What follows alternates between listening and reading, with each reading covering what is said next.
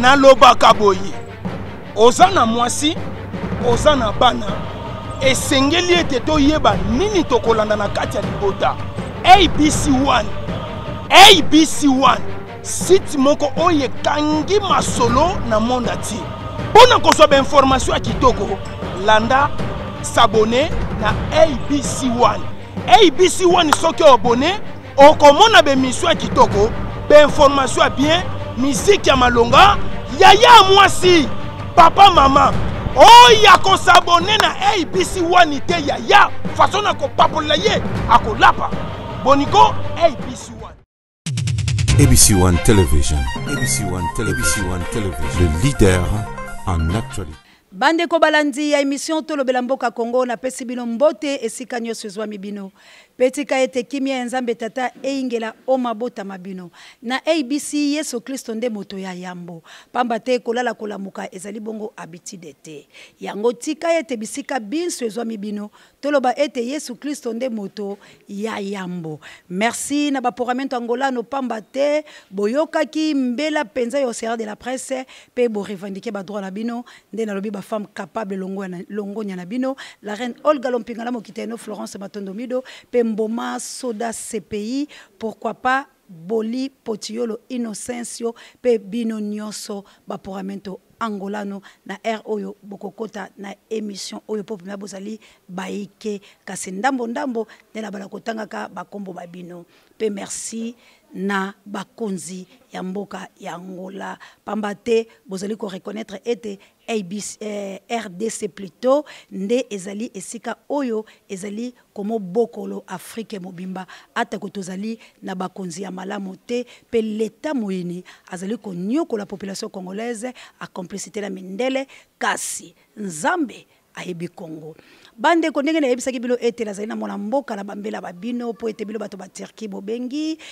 ki penza ebele na Tunisie bobengi longonya na bino pamba te na moni ete Nzambe aza kosunga émission Tolobela Congo na molobelo yango Océan de la Presse kasi tango no sona yebisaka bilo bopesa ka merci na kabuya l'homme puissant po yende mutazala ka sima ya caméra sans ye moye penza bozwa ngai ezali te bobenga kape kabuya l'homme puissant na kopesa bilo numéro aye mwana mboka mbote mbote mama ebele ya bato bayebi yo mingi pe balandi yo na South Africa na mboka ya Gilo Mpinga nanana molonga noye na Mervedi apôtre international Doudou alobaki obandela su kombo po lobaki na mwasi bon kombo na ngai eza Blondel Mazebo yango nde eza kombo na ngai apôtre Doudou alobi alandio peza na bokebi po atalio pe émission na tongo alobi boye mwana mboka soki penza ya solo ozali opposant to ozali peuple congolais wala motuna na yo nazali kopesa na ndeko po uti kobeanga penza kalate awa alobi soki ozali penza opposant to pe congolais ya solo yebisa ba opposant ba démissionner po bazoko kala bango eloko te batikeli mona Kabila mboka asala ndenga lingi bango pe batika kozoba misolo oyo bazozwaka ba déposer na bango. Merci maman pour na malobo pesi ngai. Une question posée. Merci, merci apôtre Doudou. Je vais répondre à la question, non, mais avant de répondre à la question, naza opposant naza congolais, naza analyste congolais. On est en train d'analyser les faits qui est commis dans notre pays, entre autres les processus électoraux qui est là. Je parle de l'opposition, je parle aussi de la majorité. Si de la part de la majorité il y a quelque chose du bien qui est profitable au peuple congolais, on va encore parler. C'est juste ce qui bolobi to tiki la Kabila sala nae ngai na omona lokola ke bino libanda mboka bolingi biso toza ate ce qui tozonga na ba kambu oyo na tribune o muzito alobaki alobi so to tiki toujours régime oyo to ke na enfer peut-être bino sika bozali bien mais biso toza na Congo précisément na Kinshasa tozo kende na enfer malembe ce qui to tiki régime oyo yango wana tozo se battre corps âme et esprit. Il y a le régime Foye Longwa, tu as besoin d'alternance. Tobite que tout ce qu'il a continué, il avait déjà fait ses deux mandats et à jouer sous prolongation, il y a Liboso n'a mis balé coquille. Mandat n'a le 19 septembre, le 19 décembre 2016 et s'il a qui le 19 décembre 2016, tu peux le 19 décembre 2017, tu peux sur 2018 décembre le 23 pour t'organiser l'élection. Il est conscient là où il est que il va plus être le président de la République après le 23 décembre 2018 au Tozana. Mwana mboka atope mapenza oyanole motuna ni malamu malamu. Kasi mwana mboka. Au moins lokola tozalia ata ko babenga kabiso mboka oyo tozali na mayele te tozali na bolema. Kasi moi mayele na biso abo moto o bino bato mayele bolobaka sagesse bana mboka bali na ngwata ko bazangi bazokala betelo. Kasi boni bino penza bolingi bo sakana bato lolenge wana. Ezala bato ya majorité pe bato ba opposition. Ndeko wangai na mboka nini yo mona moto oyo abomela yo bana moto oyo aviola yo moto oyo asabote yo ndeko wangai soki nzambe na lola avanja Pharaon pona konyokola bana Israël mais bana Israël babanda ko lia bazalaki malamu malgré ba travaux pénibles la bango soki nzambe akene ko tumba Sodome na Gomorrhe combien plus fort yo moto oyo kelamine lili na ye bino ba opposa bolo boko sanani eloko ni Félix Tshisekedi akendai conseil la population congolaise et pai ya ba Ougandais oyo ba boma ba Congolais. C'est juste on est à rencontre diplomatique, il faut toujours tenir de bonnes relations avec tous les pays africains, entre autres les dirigeants en place. Dans la relation diplomatique que je suis en train de parler, c'est un tournée qu'il est en train de faire. À Ouganda, pouvoir. Les pouvoirs, ça se négocie ici au Congo avec le peuple congolais. De ce que l'opposition est en train de faire. Ouganda, qui est nini? Maman Nabi, est tournée diplomatique. Ndeko langai, tous à la capé batouti. Yo za Congolais lobi bongo. Oyebite ke ba Ougandais ba boma biso. La minute où tu as un problème. Répondre en tant que peuple congolais au yo se défendre. Oyebite ke ba Ougandais ba boma ba Congolais. Est-ce que tu as si ça m'a comme non ngana loba? Si les ça me répondre ngana ceux que Congolais à solo ou bien oyende au défendre ngande ba opposant, to yeba ke yo opposant la opposant. Yango za komi défendre ba poche na bino na ba poste ba zola kabino. Mais si tu es Congolais, est-ce que oyebite ke ba Ougandais ba boma ba Congolais? Est-ce que oyebite ke ba Irakien ba boma ba Américain? Mutune za yanga biyano yayo. Merci. Yango na bina répondre yo. Koboma ilingo bateke photo solal sous te poto bomaki. Ba Congolais na ngambu. Ba boma ba Congolais na biso awa. Engo ba photo kata ba relation diplomatique na bango. Il faut to soana bango te pour ça que loko wana non. Et ça problème non, le vrai problème actuellement et ça problème oyo a ça la tournée diplomatique. Tournée diplomatique ezali faut entretenir ba bonne relation na bato wana entre autres. Ba batala ba pese maboko tanga ozala tata mokonzi ekolo. Bato na ba yo voter biso na kati ya Congo. Te ba ko soutenir d'une manière ou d'une autre parce que to yebi ke poète ba libérateur ba yawo. Ba ko ba sala ki ba tourner na ba lo lenge na ba ta ba bande ko lenge la guerre na ba pona ko longola Mobutu. C'est que yepe akay na diplomatie na ye wana po batala ba pese maboko. Ko pese maboko po na minduka boma ya Congolais. To yebi te wana pesa diplomatie. Na lobby to kende na ba élection le 23 décembre 2018 oyo. Bongo soki mapona mi salamité. Na lobby to soki na mapona mi. Au cas où salamité langage no pour ba Congolais yo peuple zo trahi ba population congolaise. O ko yebisa bango le sunini. Na wesa bango ke soki ma élection salamité nyonso eza mutu ananga. C'est nanga ki. Bongo ba opposant o baza trop si ya ko ma population la ko faire endormir bango ba ko futa te ka nanga. Ba faire endormir population na eloroni. Na ba discours à lokuta. Reprouver un discours à lokuta. Oui, eza ebele po banda bino boya. Bozaka kala ba tourner au mona mboka Joseph Kabila zo pesa biloté. Boloba mona mboka Joseph Kabila azali président de la République té. Peuple congolais endimi yango na bino elongo. Mais kaka le même mona mboka Joseph Kabila o azali ko faire terre bino ke bokenda kabipa ité yango la bokomi ko sala ngo en privé motola motola ndenge na ye akilo ko la voyage oyo bengeli biso diplomatique. Donc moyen bokene ensemble té ko tenir ba option na bino nyoso o bozala ngo na mutu. Et preuve na kanga ki bino na Lubumbashi. Sikoyo ye mutazali bokonzi o azo diriger na bino to bino nde bato bozo ko sa population congolaise. Est-ce que vous avez dit que les opposants écoutent en Afrique du Sud le 21? C'est lembi qui écoute en Afrique du Sud pour les botambo malamuti. Yebisa biso, c'est pas Kabila qui vous dirige les lots, to binonde bato bozo diriger Kabila. Tous un mandat, tous la mandat aux gens dans le peuple congolais, au peuple congolais européen ça, mutu oya lingi après le 23 décembre 2010. Peuple o bozo kosaka mikolonios. Peuple ba ko ça a été mais peuple ba la ça ende o ezali vérité pe lumière. Vérité to lumière ezanini. Le régime en place a fait 17 ans à pouvoir. Qu'est-ce que le peuple a eu? Si nous sommes dans la souffrance d'aujourd'hui, c'est le régime actuel. Est-ce que vous avez dit que Moutoua train, balobara, ezakana, chauffeur à ma Moutouka ma bête, mais chauffeur à ma bête, mais Moutoukande. Yo changé chauffeur Moutikinan, Moutiki même Moutouka, même pas Nessani, et continuez. Balobara en français, il n'y a pas un mauvais troupe, il n'y a qu'un mauvais chef. Ceux qui opposent au dit que Bazalaki, Bazaki Mabé, Eza Bango, Teza Moutoua Train, qui était à la présidence de la République, c'est toujours Joseph Kabila qui est là. C'est pour cela, nous, les peuples congolais, to soutenir ba opposant oyo ba posani pembe na biso pona relaxa biso ke bazana biso ya roloba ke il faut to longola mutu a train wana oyo se tika les ana ba wagon to rolandela na biso ngo ndeko langa wana c'est que yo moko ndo mobungi olobi bien que ce que to longoli chauffeur il faut to changer pe bampa les ala bisi kasi ba wagon wana ndezaka ya kokufa oyo to kolinga to tika nango au moins que faut to sala nde table rase obilo bato maile maloba ça veut dire to longoli na ba mutu na ba wagon lango to bwaka to lobi to sala alternance te meto sa changement régime élection oeza alternance oui mais changement régime c'est mieux. Il y a un changement régime, vous verrez qu'il y aura de nouvelles figures au gouvernement après le 23 décembre 2018.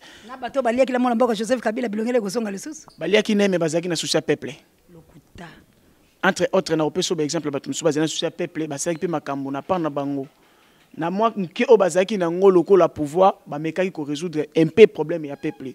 Sauf que bazaki na capacité de développer stratégie na bango teto, philosophie na bango te parce que bazaki na kati ya mutu moko boy azoko kunda nyonso yango tolobi ke cette fois-ci le peuple congolais est éveillé pona koloba ke élection eza le 23 décembre ba pona mopona mina bango moko bango balingi ya kotia po ba ke na élection o tolobi ke peuple congolais aza accord avec les opposants.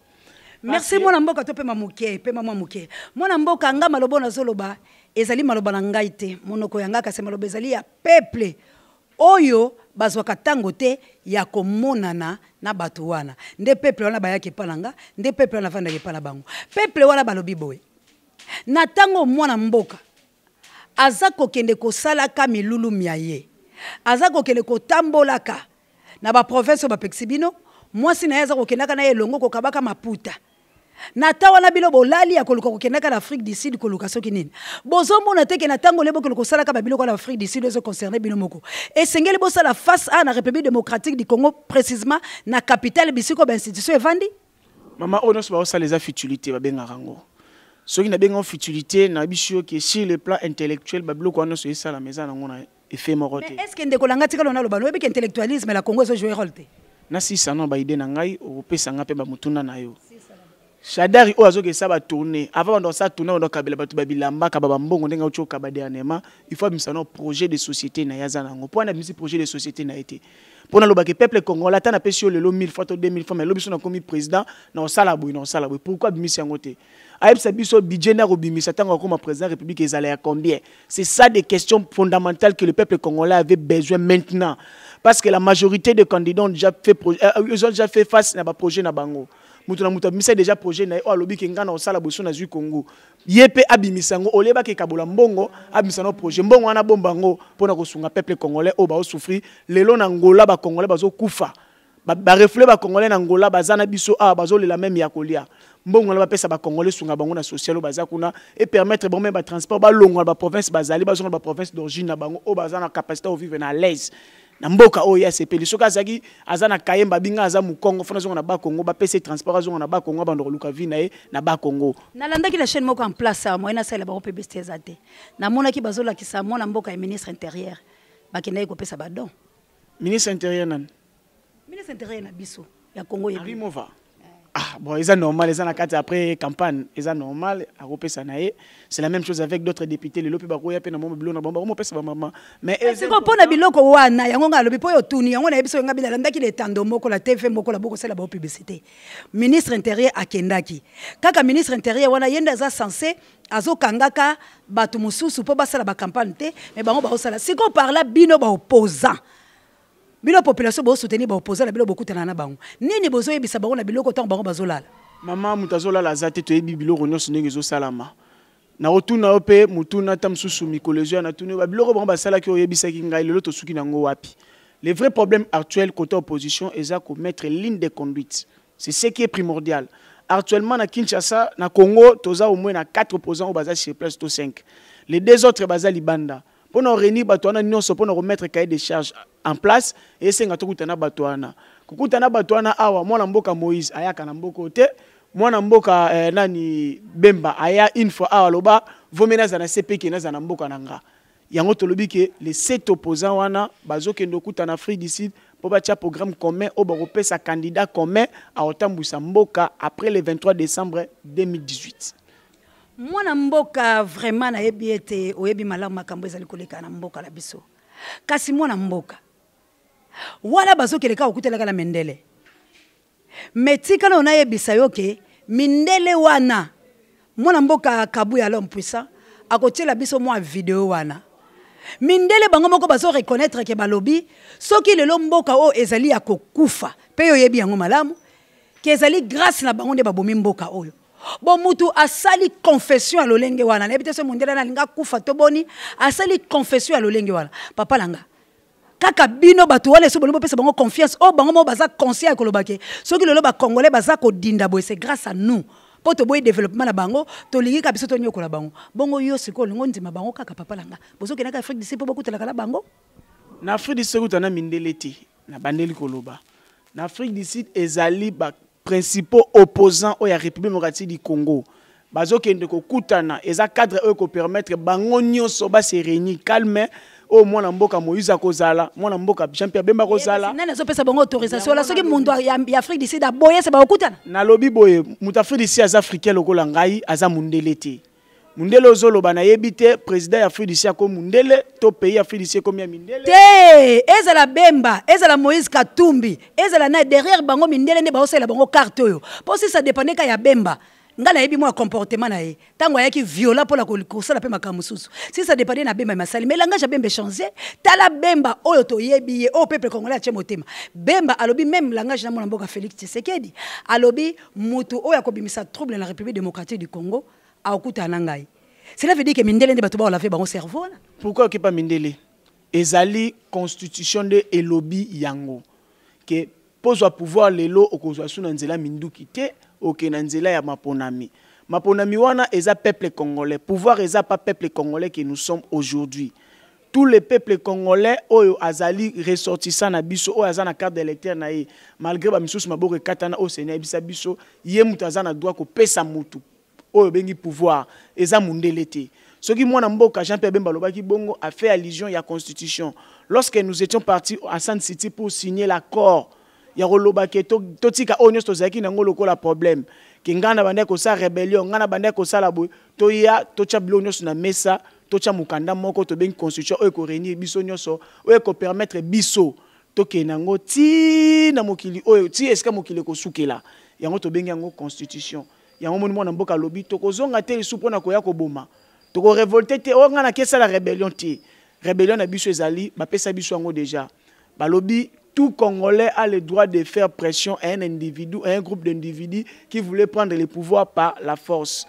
On avait dit ça d'une manière pacifique. C'est comme notre marche du 29. Mokano wana ezoko kusema la peuple congolais, ba o bazako oteso na ba bazo boma bango. Bito solo la bien, tozo solo la bien.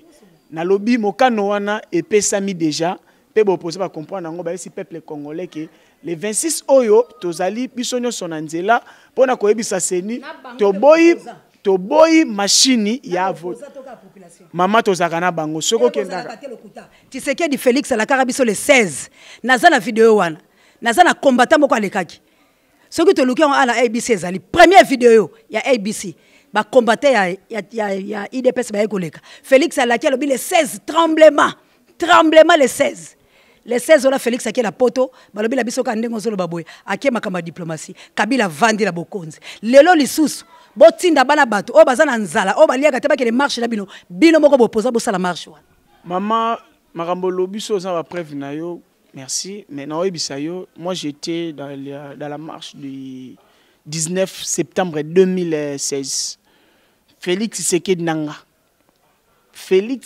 nanga na marche tous les cas pays peuple ba beta biso ba gaz ba sala o ba mona ba wiko sala premier carton jaune deuxième carton jaune Félix Tshisekedi. Je parle de Félix Tshisekedi. En 2015, na zongeli opona la kusoba msupe bazalaki. Na 2015, mwana mboka Kameri liboso, mwana mboka Bazaiba liboso, mwana mboka Fayulu liboso. Fayulu azwa gaz. Pesa nga ba video na bino. Po ya bango ezali ya bino ezate tika lokuta. Lobi nazo pesa yo o ngai moko. Témoin oculaire nga moko na zala ne. Bongo wana nga lazaki na 2015, na mona ka bato bakufa babima te. Na tika la komona bango na marche te. Maman na lobi na otozaka na parler du peuple.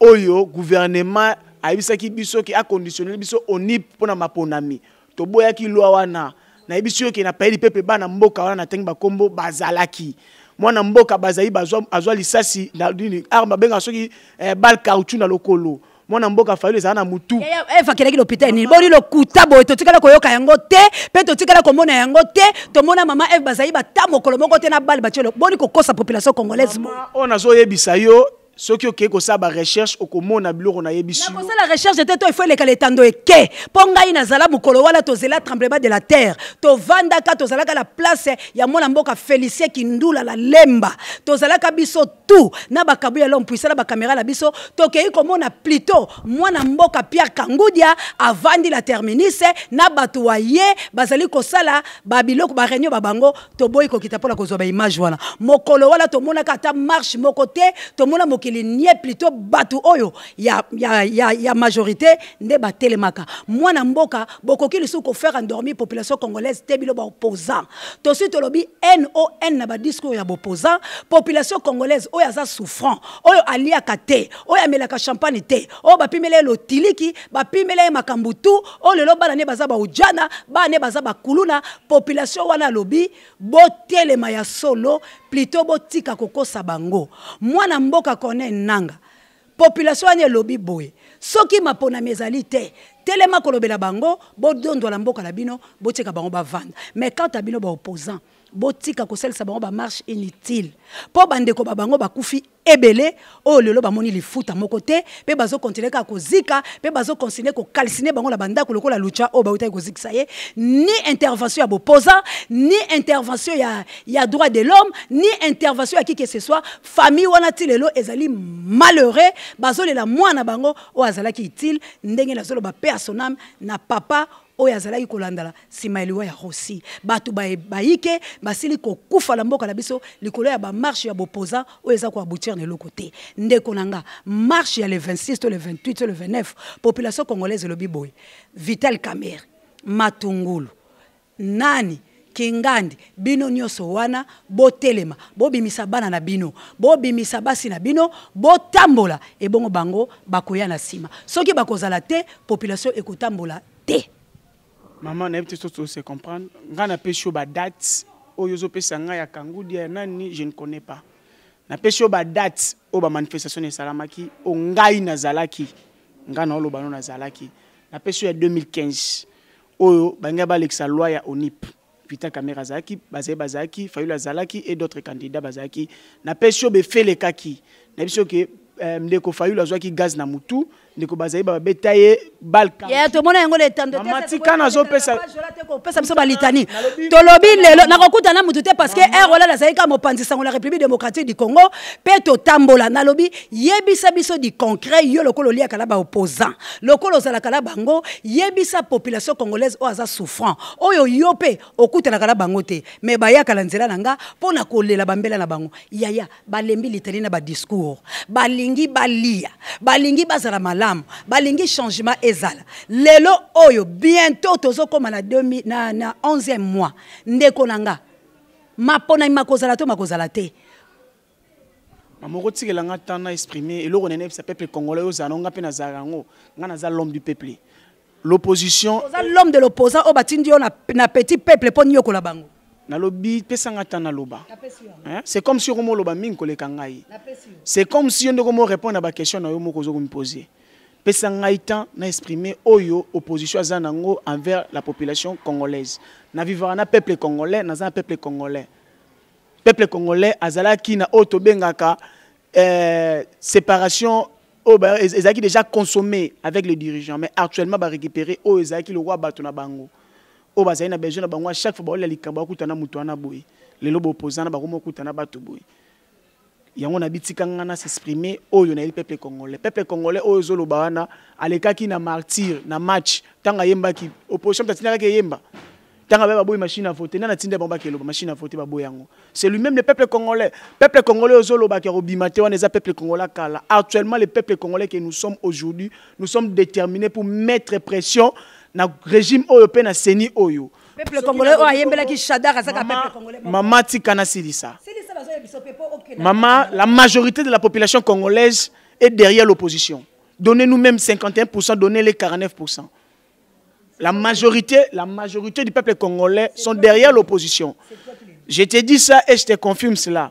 Demandez à ceux qui sont au pouvoir aujourd'hui de ne pas donner ne fils que 100 fois ou 200 fois des t-shirts. Babeng sa meeting moko ata na salle moko dit que quand 200 personnes so ba ko 200 personnes wana. Ba ce peuple ya te peuple qui ka pour essayer mbongo so sanga ke ba pesa ki mbongo. Aujourd'hui peuple congolais les ka ki na tanga zaki na match ya ba boki machine à voter ça peuple ni yongo sanga. Peuple o epsa ki biso ke bo trahi biso te zaki peuple ni. Peuple o alobi que nous sommes derrière vous dans toutes les actions que vous allez mener sur le terrain. Et ça peuple ni. Yongo ka ba peuple congolais lo ba ke peuple congolais za supona biso te. Mais la confiance la bilote tanga so ba ko trahir te cela veut dire ça contre l'opposition. Maman peuple congolais a fatigué pour le gouvernement actuel avec le régime actuel. Babi bazana besoin de changement.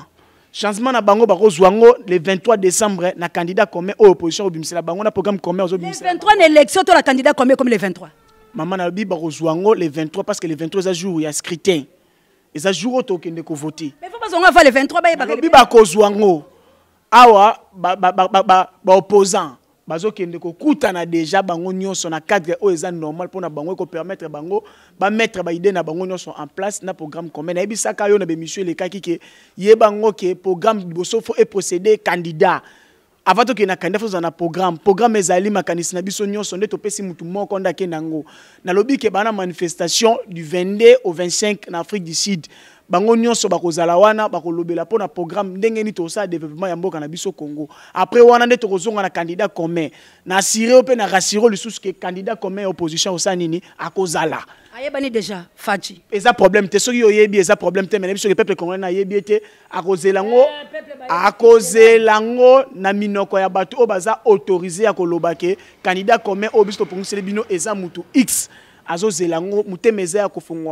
Actuellement, notre combat, c'est pour la CENI et non pour les régimes. Le régime va changer par rapport aux élections. S'il n'y avait pas les élections, le régime ne va pas changer. C'est pour cela que nous demandons à la CENI, parce que notre marche du 26 est objectif est canalisé pour la CENI. On est là contre la machine à voter et les fichiers corrompus de la CENI. Actuellement, nous sommes en train de faire pression d'abord à la CENI, de rejeter cette machine et de nous donner ce qui est préalable na bakambo etali ba congolais maboko o to bengaka ekatana yango to lobi to ta makam suste distraction majoritaire ko ba kabaki mbongo bilbo ndo kabambongo bakendaki bando sa biloko biso za na moment wana te au moment opportun au moment que candidat moko nde otambo na baninga nyonso na batu wana nyonso tangu senya ko pufungola o ya lobi so to lobi bongo to lobi te ke le londe ko Félix akende ake sa meeting na Lubumbashi et ake sa meeting na Kasai ndeko kamera ke na Est ndeko fala ke na ba Congo to bite to kende bongo to kena mutobe moko o population azozela pour pesa ye yango to lobi boza calme propagande ko sala ma peuple congolais déjà yebi ke opposition ta gagner une élection même yemoko senia yebi même Chadar comme il est là ils savent que c'est la majorité c'est l'opposition qui va gagner les élections wana yonde mutolobi mama Chadar yemoko azobanga te posoka zai ko banga ba osala makambo osala te na ebisio ke Chadar azobanga te tango bino bozo ke la ba négociation mona mboka Joseph Kabila pa ke la ba négociation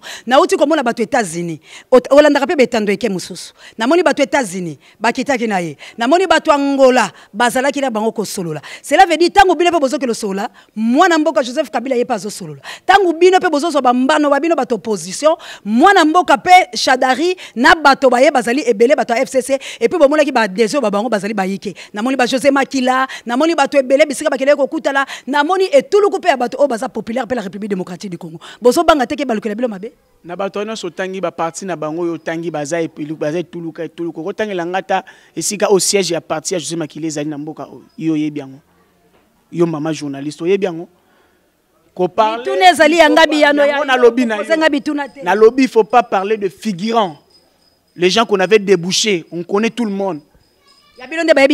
Tchibala avait postulé à Mwamba, il n'était pas sorti. Tchibala, qui est premier ministre aujourd'hui, il est populaire. C'est Tchibala qui est populaire actuellement. Oui, c'est vrai que Tchibala pas parce que ça FCC a postulé à Mwamba Abimate, candidat député national Abimate. Oh, babi c'est qu'il faut qu'on s'imite nos boy Abimate. On va se bongo ndenge mo pena ba makila no zotangela ngai. Ils sont nombreux. Kangu Diongo Betali Solo wana, il était candidat Mwamba. Et bongo Egwake. Papa, maman bazé belé. Ce sont des figurants. Egwake. Bazali ebele Mokia na lobby Bazali ebele Mokia wana zolo force basali bozo bangate mama eza force te force eza na opposition na candidat commun na unité opposition o etikalo sa matin na mboka o isalami eze loko mutu nyonso andimaki te même bango mokuna carte na bango komi ko changer jamais moi na mboka Joseph Kabila ndé célèbre par force parce que berrer wala bozaga lango ndé siko bolobi botombola fachi kasi bozo bangate boko ya face à Chadar est-ce que moi namboka ça c'est bisongo na nini eza berere obiso commentaire biso moto remarquer que tout ça qui berere pour na okena ba ordre dispersé to moni que cette fois-ci faut que na candidat moko mais faut que na candidat moko esenga ba principe fallait to kenango to mettre ba principe no sur la place de permettre biso to sanini to kenango yango to lobi boy avant to que une élection ezali to za ko assurer ba na mboka ke élection ezali le 23 décembre oyo na maponami oto kenango to boy machine seigneur biso ba fichier o eza corrompu wana yango to lobi boy ce que élection ça mité aye baka ke makila ba congolais nyoso eza na mutu ya seni c'est celui qui va déterminer l'avenir du Congo bande ko balandi toza ko kende penza kokoba pamba te